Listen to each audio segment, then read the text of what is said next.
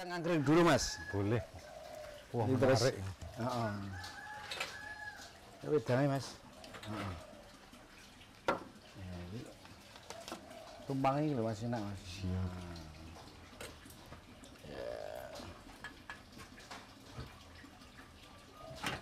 Terus, iya. Oh, Mas. Lumayan. Mari kita Wah, sambil panas. ngobrol, Mas, ayo.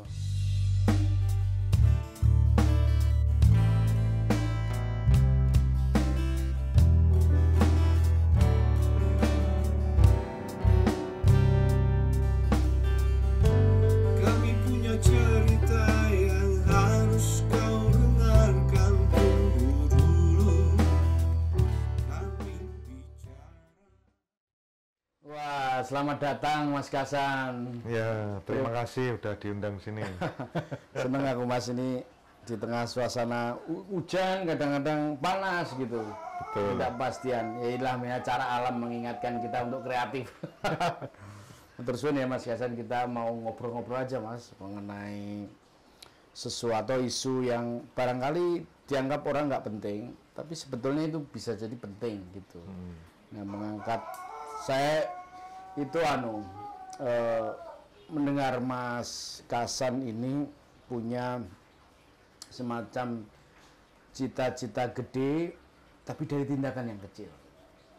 Punya idealisme untuk melihat kembali mengapa kok pertanian sawah itu tidak banyak anak-anak muda yang meminati. Ada banyak faktor ya tentu, soal alih lahan yang besar-besaran, industrialisasi yang makin memaksa perubahan corak produksi itu, terus kemudian kultur kita itu berpengaruh gitu. Nah, saya dengar Mas Kasan ini punya beberapa aktivitas soal layang-layang. Nah, Iya. jadi saya Betul. dengar cerita mengenai festival layang-layang, kehendak. Nanti saya pengen dapat cerita itu.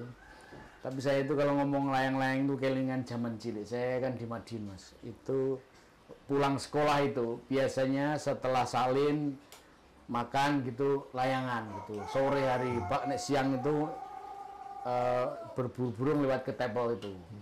Nah, saya ingin dapat cerita ini.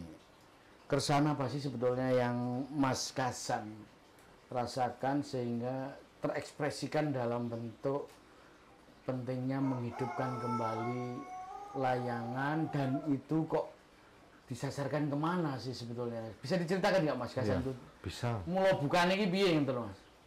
Sebetulnya juga awalnya mirip juga. Jadi masa kecil saya juga tidak jauh dari sawah, karena ya di Ngaran itu, dan sering main layangan juga. Dan di memori saya itu masih ingat sawah itu dulu rame, banyak orang, sore itu banyak orang, betul-betul ada anak kecil, remaja, orang tua, itu ada di sawah. Karena ada orang angon kerbau, kambing, bebek, Bebek sing ngendok Iya. ning tempatan itu ya. itu ada orang-orang itu, terus anak-anak main. Jadi itu seperti public space ya, ruang publik sawah itu. Padahal kalau kita lihat sebetulnya itu ruang privat karena petak-petaknya milik personal. Tapi rame, itu yang salah satu yang perlu digarisbawahi. Dan kemudian makin ke sini saya lihat dimanapun, saya kebetulan keliling di Indonesia dan melihat itu pertanian, persawahan, itu yang ada tinggal orang tua. Di tempat saya juga seperti itu. Tidak ada regenerasi ya, rata-rata begitu. Ya? Tidak ada regenerasi. Dan saya lihat orang anak-anak muda itu lebih suka bekerja yang pasti, dalam artian bekerja hari ini dapat uang hari ini minimal kayak gitu, atau Bisa dijaga ke. nah bisa dijaga ke. Padahal kalau orang dulu itu kan orang-orang agraris itu kan yang punya itu pengarep-arep, harapan, berharap besok itu hasilnya bagus. Subsistensi ya. Iya. Nah, anak-anak muda tidak, Tertarik. mentalnya tidak sampai segitu. Saya lihat yang sekarang itu maunya instan. bekerja dan pasti dapat uang. Itu yang saya lihat mereka meninggalkan pertanian. Dan kemudian karena ada kegelisahan itu, terus ada pemuda-pemuda di kampung saya itu butuh kegiatan ya gitu. Ya kemudian saya tawari gimana kalau bikin acara.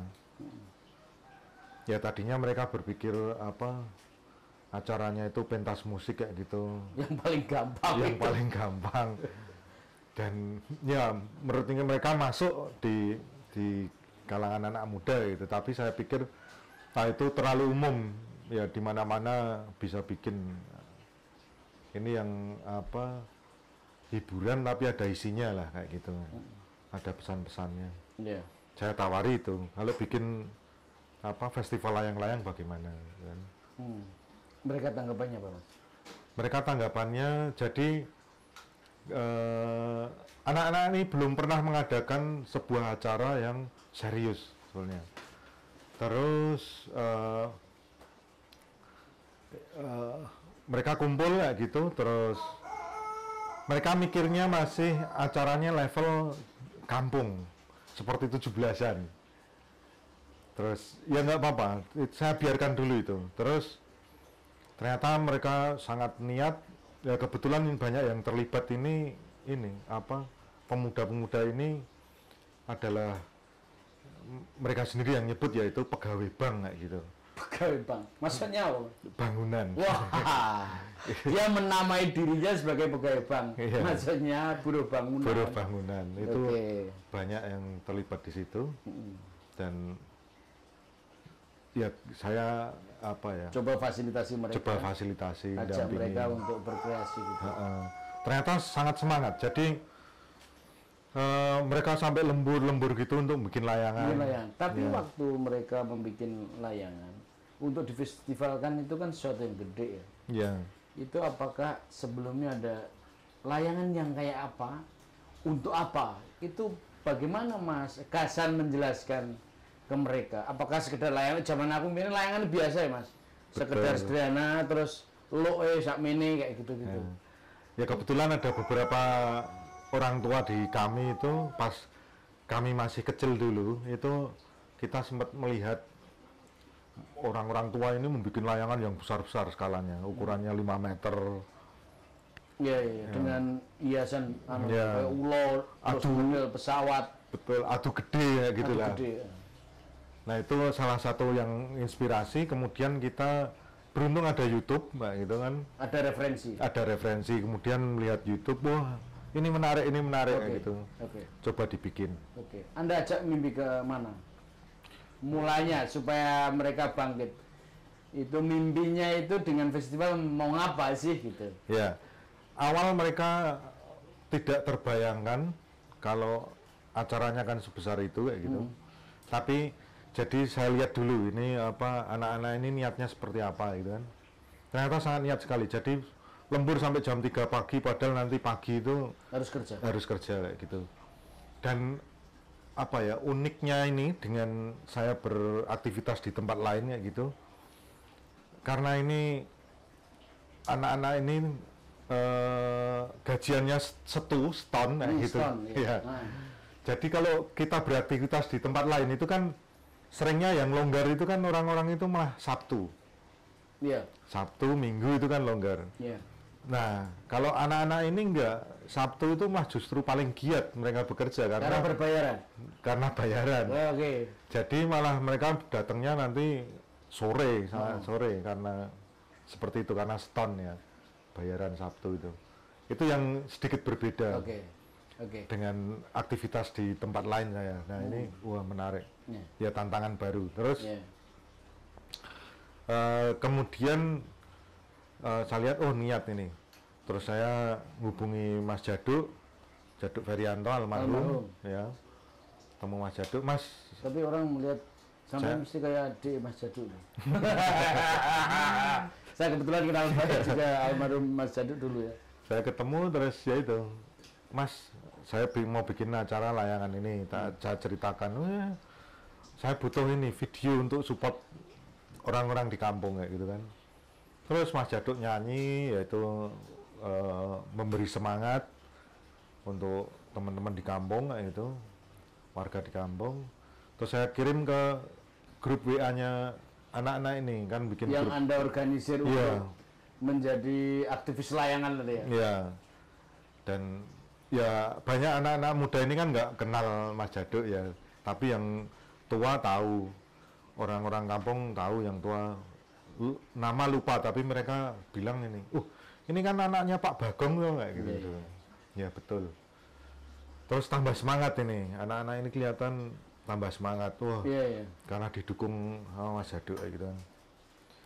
Terus saya kontak ini Robi Navikula, saya telepon Robi, Rob, ini saya bikin acara di kampung layangan dan target saya salah satunya, nah itu sebetulnya saya udah ada target tapi belum saya ceritakan ke anak-anak, tapi biar mereka seneng dulu kayak gitu. Jadi beban itu saya kasih pelan-pelan ke mereka itu, karena kalau saya Beban atau mimpi?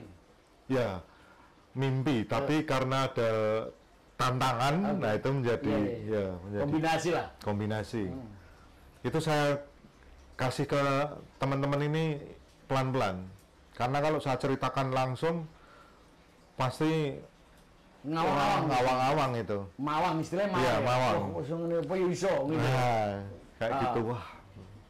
Nah, itu Iya, iya, iya, Robi iya. saya kontak. Oke. Mereka responnya. Mm-mm.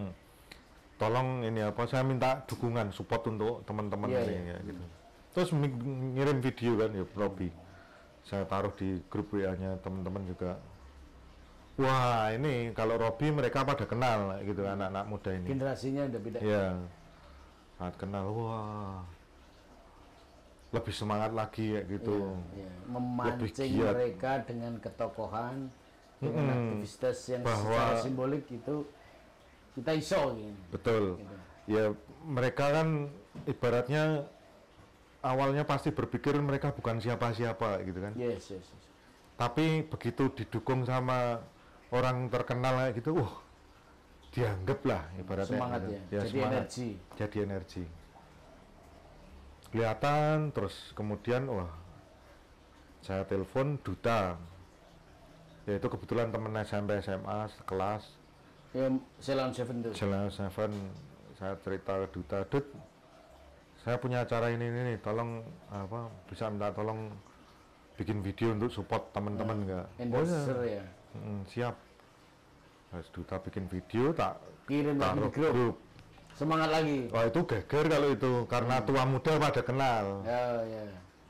Iya, iya. Bedanya iya. itu. Kalau Artinya Mas Kasan ini memobilisasi, memancing partisipasi lewat simbol-simbol ketokohan Iya. supaya mudah mereka untuk mendekat ya, iya, dan memberi makna itu bahwa mimpi kayak gini ini bisa deh kayaknya gitu. iya, Nah, dan itu pertama kali Mas Kasan bersama teman-teman mengadakan festival tahun berapa Mas? 2019 Itu dihadiri banyak orang.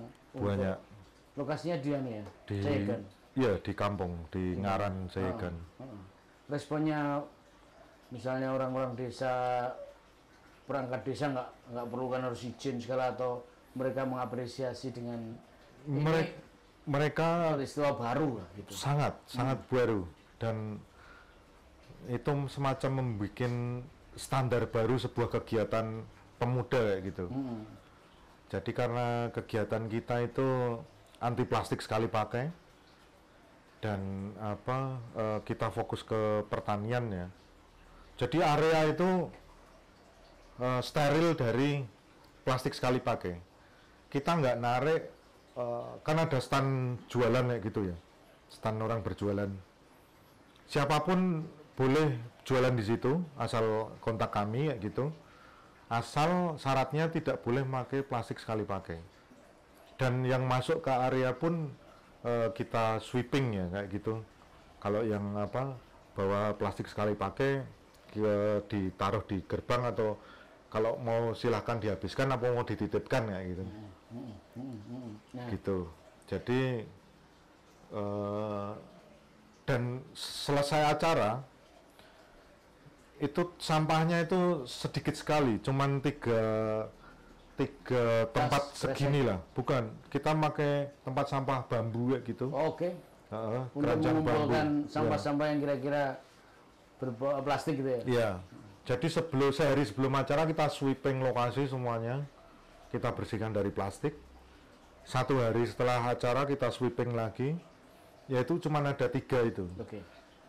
Dan itu secara acara untuk anti plastiknya ya, tapi untuk secara umum itu masyarakat itu ngomong, baru kali ini saya lihat orang kampung itu keluar semua melihat acara itu. Belum pernah ada satu kampung itu orangnya mulai dari bapak, ibu, anak itu Betul. keluar ke sawah itu belum pernah melihat mereka. Bahkan orang yang nggak pernah ngambah sawah, Iya. akhirnya dipaksa mengambah sawah oleh pertunjukan itu ya. Iya. Mas, saya mau nanya, itu yang tentu ya Mas Kasan kan mengajak orang untuk sebelum bicara soal pesan-pesan ekologi, pesan macam itu, yang membuat agar festival itu jalan kan bagaimana memproduksi layangan. Itu yang mengerjakan orang kampung sekitar atau juga berkolaborasi dengan kampung lain yang ahli lah bidang layangan supaya variasi itu jadi menarik, jadi sebuah tontonan gitu. Ya. Untuk yang pertama kemarin 2019 itu kita kolaborasi sama baru 1 orang itu dari kampung tetangga. Yang buat layangan. Ya, ikut bantu dia kebetulan apa? Seniman juga. Seniman layangan ya gitu. Dia jualan dan ikut lomba, dan itu salah satu kontak kita karena ternyata juga saya baru tahu di situ setelah membuat festival itu. Kelompok layangan itu banyak dan saling komunikasi. Jadi setelah kita kontak teman satu ini,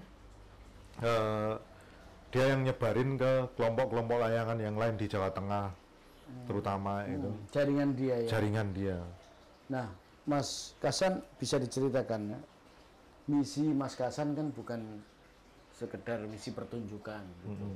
Misi wisata, gitu. Konon itu disebut impact saja kata Mas Kasan. Gitu. Misinya apa mulanya Mas? Misinya kita yaitu dari yang saya ceritakan awal tadi, karena sawah sepi, regenerasi itu sangat-sangat kurang di pertanian itu. Sekarang yang ada di pertanian itu 40 tahun ke atas lah ibaratnya, tua kabeh. Dan di tempat saya itu benar-benar bisa dilihat, bahkan pertanian itu nandure ora bareng itu karena kekurangan tenaga kerja. Iya.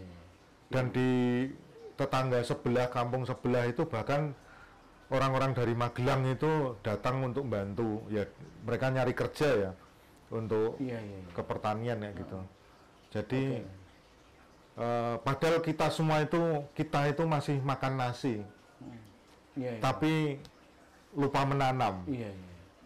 Itu yang sesuatu yang berbeda ya. Jadi Mas Kasan itu menjadikan festival layangan itu sebagai media untuk mengenalkan kembali anak-anak muda tentang pentingnya sawah. Iya. Di mana itu sebagai alat produksi penting dalam masyarakat. Begitu Iya. Ya, seperti itu. Jadi itu 2019 ya sebetulnya itu saya tanamkan, pertanian itu adalah masa depan. Jadi ketika banyak orang berpikir bahwa sektor yang lain, sektor selain pertanian itu mungkin lebih terlihat ya menjanjikan gitu, padahal yang menjadi masa depan itu besok adalah pertanian, pangan. Dan sektor pertanian itu sektor yang paling ajaib dalam artian, kalau yang lain itu kan syaratnya ada syarat umur, misalnya ya kan, syarat keahlian, formulir, ya itu kudu lengkap. Apapun, silahkan lihat itu pasti seperti itu. Ada batasan umur, mungkin skill kayak gitu. Pertanian loh, itu mau dia dari anak kecil sampai orang tua 80 tahun, 90 tahun Boleh masuk. boleh masuk. Hmm. Itu sektor yang luar biasa sebetulnya, menyerap tenaga kerja yang ekstrim lah dibanding dengan sektor lain. Jadi Tapi dilupakan karena memang di situ mentalnya harus kuat. Dalam artian yaitu petani itu harapan yang paling harus dijaga itu karena memang kita menanam itu besok hasilnya belum tahu pastinya. Tapi paling enggak kalau proses itu kita jalani dengan tertib itu besok kemungkinan dapatnya bagus. ya, banyak orang pesimis kan pada pertanian karena makin terpuruk. Karena nggak ada perhatian juga kan, ada problem struktural kita sering kali menyebut. Kalau tidak ada perhatian, terus kemudian subsidi pada dicabuti gitu. Tekanan struktural ditambah tekanan banyak sekali hama, salah produksi, itu salah ngerawat, akhirnya gagal panen kayak gitu kan, mimpi buruk itu dari anak muda. Tapi memang tadi yang Mas Kasan sebut, mengenalkan kembali, jangan-jangan ini gara-gara kita nggak menggarap secara serius, tidak menjadikan pertanian sebagai masa depan, tapi sekedar masa lalu gitu. Nah, mengajak anak muda mengenalkan kembali melalui layangan itu kan pergulatan yang nggak mudah tuh. Ben seneng sih orang diceramai tentang pentingnya pertanian, tapi dengan menghadirkan warga masyarakat ke sawah nonton layangan, akhirnya menikmati sawah, menikmati itu. Gimana menurut Mas Kasan respon anak-anak muda setelah dia menyadari pentingnya layang-layang, tapi jauh lebih penting itu menyadari pentingnya pertanian? Sampai ke sananya itu loh, gimana caranya Mas? Ya itu masih agak jauh sebetulnya ya, tapi ini masih awal. Sayang ada pandemi kemarin, kita 2019 itu sebetulnya secara apa ya, semangat itu udah bagus sekali setelah acara itu. Baik anak kecil, anak muda, orang tua itu, wah ini ada layangan di sawah itu menarik sekali. Jadi ternyata sawah bisa dibuat apa ya, acara yang orang akan tertarik ke sawah dan tidak merubah fungsi sawah, ibaratnya itu. Jadi acara yang tidak merubah tempatnya, apalagi merusak. Mereka ya tetap sawah tapi acaranya bisa berlangsung. Tapi bisa dimanfaatkan untuk aktivitas yang hiburan. Iya. Ya itu mereka semangatnya sangat bagus pas selesai acara itu. Tapi sayang pandemi. Tapi justru pandemi itu juga membuktikan bahwa yang saya bawa di 2019 itu terbukti ya gitu. Yang bertahan adalah pertanian di kondisi pandemi COVID. Ya betul, kalau itu sektor lain gelimpang, goncang. Ya.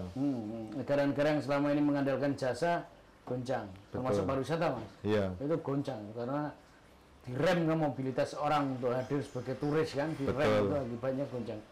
Nah mungkin Mas Kasan bisa bercerita lebih jauh apa itu layang-layang dengan anak muda yang menjadi bagian, sempat muncul gairah yang besar, terus kemudian terjadi COVID. Ada beberapa agenda yang perlu Mas Kasan lakukan untuk melanjutkan ini enggak? Ada. Jadi rencana yang tahun ini itu saya ngajak teman-teman apa yang beraktivitas di, terutama yang di Sleman Barat kayak gitu, untuk ini loh ada apa, ada event yang bisa teman-teman masuk kayak gitu. Jadi Agradaya saya ajak, terus Joglo Tani saya ajak. Kolaborasi ya Mas? Kolaborasi. Jadi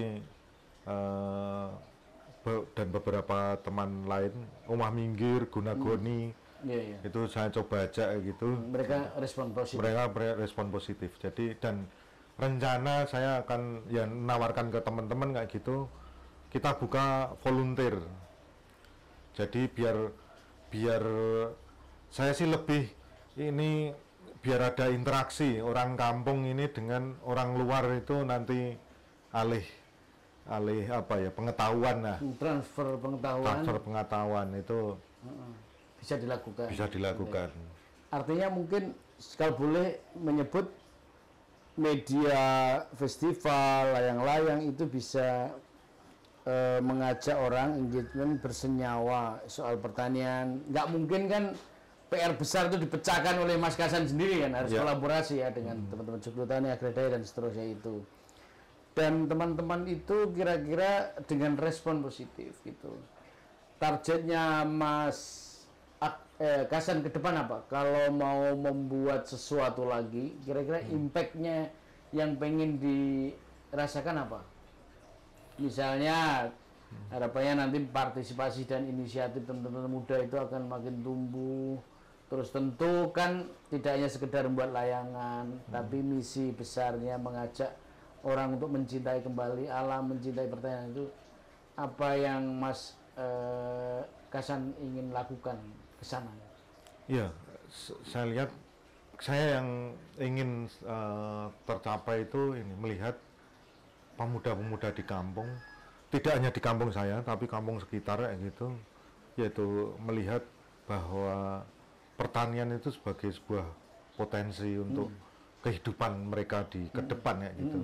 Jadi kalau mereka, anak-anak muda ini bisa terjun ke sektor pertanian, tidak perlu nandur misalnya, tapi dia itu secara tidak langsung ada di rantai itu, rantai pertanian pun saya sudah senang.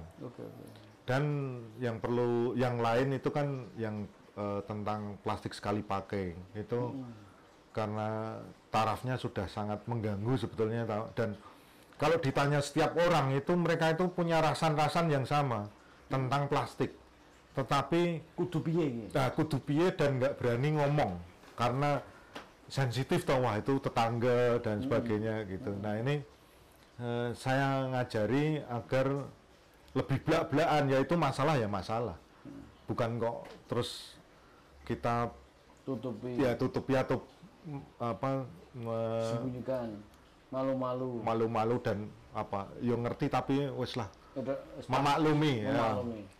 Itu yang memaklumi kerusakan, memaklumi kekumuhan, memaklumi polusi gitu. Ya, dan karena yang terjadi itu saluran irigasi untuk buang sampah plastik yang pada akhirnya itu masuk ke sawah. Yaitu saya ceritakan seperti itu, real. Saya ceritakan, saya di umur saya ini itu sudah 2 kali melihat sawah itu disaponi. Sawah disaponi? Iya, Joyoboyo aja nggak bilang seperti itu loh. Tapi saya melihat itu. Iya. Padahal jadi di luar ramalan Joyoboyo ya. Iya. Sampai melihat langsung. Iya. Saking anunya ya, semakin polusinya ya, sampai sawah yang mestinya tempat untuk kotoran organik lah, itu yang terjadi justru disaponi. Jadi setelah panen itu disaponi karena banyak plastiknya. Ikut saluran irigasi. Itu artinya betapa banyak kotoran, apalagi di kota ya, di desa aja kayak gitu. Jadi plastik dan pertanian itu hubungannya erat sekali, kayak gitu. Jadi gimana itu bisa dijelaskan? Ya, contoh sekarang itu makanan-makanan kecil itu kan dibungkus plastik. Karena apa? Plastik. Karena itu sudah melalui orang tengah, orang apa namanya? Mediocre atau middleman. Middleman-nya apa namanya? Maklar ya. Maklar. Distributor lah kayak gitu. Kalau dulu kita itu beli rent seeker Mas, mencari rente juga. Terus kalau dulu kita beli makanan kecil itu, kenapa kok tidak ada plastik? Karena kita beli ke produsennya langsung. Jadi mau beli ecer, mau beli banyak, ketemu produsennya. Dan di kampung itu kan makanan-makanan kecil itu kan base-nya dari pertanian, dari produk-produk pertanian lokal. Banyak itu jenisnya, makanan-makanan lama itu. Nah, ini kalau berusaha tanpa plastik, orang itu kan nanti akan balik ke produsennya, pesannya langsung. Soalnya kalau di middleman pasti ada plastiknya, Yes. seperti itu. Ini nanti akan Menghubungkan secara langsung. dapat untungnya lebih banyak dia nanti. Iya, iya, Ya, iya. itu runtutannya kan Itu namanya politik dagang kemasan. Nah, kita memutus rantai itu. betul. Orang itu kadang-kadang hanya lihat kemasannya apik, padahal di sini ya belum tentu. Heeh. Iya, kan? Terus plastik itu cenderung ke hal-hal instan. Hmm. Nah, padahal pertanian itu tidak ada yang instan. Semuanya prosesnya panjang. Iya, iya. Karena menjadi culture juga, Nah. ekspresi kebudayaan tuh. Itu melatih mindset kita untuk tidak instan ketika menghindari plastik itu. Iya, iya, iya. Dan itu sebetulnya kalau anak muda dilatih ke situ, saya yakin mungkin juga tertarik. Mungkin butuh pendekatan yang berbeda Iya. gitu. Dan untuk secara global mungkin kayak gitu tentang kerusakan lingkungan, mungkin kita itu sekarang terlalu banyak dijejali oleh yang jauh lah, jauh tidak ada di depan mata kita, hal-hal yang kerusakan yang jauh di sana gitu. Tapi di depan mata malah Nah, nggak di depan dipikirin. mata malah nggak dipikirin. Itu yang penting, padahal itu merusak, yaitu tadi ada sawah di Saponi itu udah gila itu, Iya, iya, iya. Ironi. ironi. Nah, mungkin kabar kan ini kan sebenarnya rintisan ya, Mas. Iya. Mungkin di luar sana juga ada aktivis yang mengangkat atau mengajak peduli lingkungan, peduli pertanian, peduli sawah, peduli pangan. Ini kan ada semacam kekhawatiran nih. Tahun depan, tahun ini kan krisis global. Iya. Climate change, global warming dan sebagainya itu kita ini janjinya ora pati merusak tapi kena dampaknya. Iya. Ya kan? Cara membendung ini kan banyak hal ya. Mungkin dari cerita kecil itu bisa menjadi inspirasi bahwa atau membersihkan sampah yang selama ini merusak alam ini mau tidak mau harus dilakukan. Mimpi besar apa, Mas? Mimpi ya, mimpi kan nggak perlu dibatasi. Iya. Ini kan eksperimen praktisnya, Mas Gasan di desa di mana Mas Gasan ya, Pak? Anda membayangkan mimpi besar seperti apa untuk cerita layangan itu bisa menjadi kabar baik pada tempat lain? Ya, sebetulnya 2019 itu sudah berhasil membuktikan kayak gitu. Saya dengar dari Robi yang ada di Bali ya. Begitu tahu acara kami itu bebas plastik sekali pakai, keseruan event kayak gitu, dia bilang Bali pun belum pernah ada kayak gitu acara layang-layang yang bebas plastik kayak gitu. Hanya pariwisata ya, Pak, waktu itu. Hanya Iya, pariwisata. sana ya. bebannya masih padahal kan pariwisata. idemu itu kan ide ekologi pariwisata sebagai impact, belum digarap kan. Tapi idenya kan tradisi mencintai kembali pertanian, tradisi mengelola suatu nggak rame-rame ya lemning, ojo lali plastiknya, ojo nganti Iya. ngerusak. Betul. Saya ingin itu pengunjung datang dan pulang itu membawa sesuatu, tidak sekedar ingatan hiburan. Betul. Sebetulnya tidak baru. Itu pernah kita lakukan. Tapi Dalam bagi desa artian itu kan baru, Mas. Bagi desa yang sampai kerjakan itu kan relatif baru toh. Mengajak secara orang. eventnya iya, Oh. tapi bahwa yang jadi problem di desa, di kampung itu adalah dulu itu mereka kan plastik aja susah. Kita Oh, oke. nyari plastik untuk bungkus itu susah dulu masa kecil itu. Karena pakai daun dan sebagainya, ules. Gedang, godong jati. Ya, dan godong jati seterusnya. ya itu lebih banyak. Ibu-ibu ketika ibu PKK ya ketika mau jalan nanya, loh Mas kalau nggak pakai plastik nanti yang beli gimana? Loh ibu urusannya jual aja. Tentang beli itu urusannya mereka yang beli kayak gitu. Dan ini Bu, ibu pakai tanpa plastik itu bukan hal baru. Kita dulu pernah seperti ini. Jadi seharusnya tidak ada masalah. Mas Kasan mengajak mereka untuk mengingat kembali. Iya. Jadi nggak usah rikuh. Betul. Rikuh aja tanpa plastik gitu. Iya, dan bisa itu. Dan problemnya di kampung seperti itu. Jadi dulu itu kemasan itu organik yang selesai buang Bercampur dengan alam. bercampur dengan alam selesai. Sudah. Terus mungkin ada yang bakar sampah kalau sore ya gitu, tetangga pun tidak terlalu problem dengan asapnya karena bau organik Bukan kayak bau gitu. plastik. Bukan bau plastik. Kemudian ketika perilaku tadi kemasan terus dibakar kayak gitu, karena kok nggak hilang-hilang. Kalau daun kan sebulan aja hilang sendiri. Nah ini warna-warni ya gitu kan tetap di halaman. Akhirnya ada yang membakar dan kemudian menjadi problem karena asapnya bau plastik. Ini dimakan ini tanpa Wah, plastik. Ya. ini tanpa plastik ini. Oh, jadi sambil Heeh. Saya itu gini Mas Kasan. Pernah bincang-bincang ini ngundang juga teman-teman kita yang di Jawa Timur itu di Madiun. Itu ada pasar tradisional yang mereka memproduk jualannya itu makanan-makanan tradisional dengan kemasan tanpa plastik. Sampai uang saja cara dijadiin satu, pertukarannya pakai bambu itu. Ya mungkin beberapa tempat juga terjadi ya, Ya di seperti Magelang. Nah di Madiun itu Mas yang saya ujak itu aktivisnya ada dua. Mereka itu sebenarnya pesannya adalah juga menghargai ekologi, tidak ada plastik itu. Terus yang penjual itu kadang-kadang yang karena terbangun hegemoni ya tentang penggunaan plastik, sisi plastik gitu. Yang tiba-tiba mau plastik ya harus dilereni gitu. Nah, kemudian berubah, ya kalau mau berubah mau nanti kita terima lagi. Nah itu hidup Mas. Dan spiritnya waktu itu adalah membangun kepekaan ekologi dan tradisi. Ya.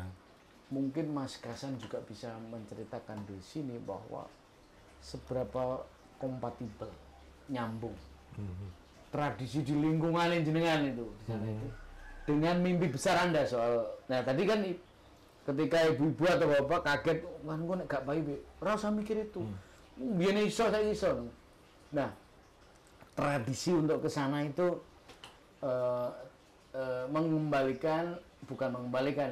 memberi makna ulang tentang nilai yang dulu yang dianggap jadul itu masih relevan gitu. Itu menceritakannya gimana Mas melalui layang-layang sampai? Ya itu. Terutama anak muda loh Mas. Betul. Jadi yaitu di event pertama itu membuktikan bahkan angkringan. Jadi saya dekat pasar Malangan.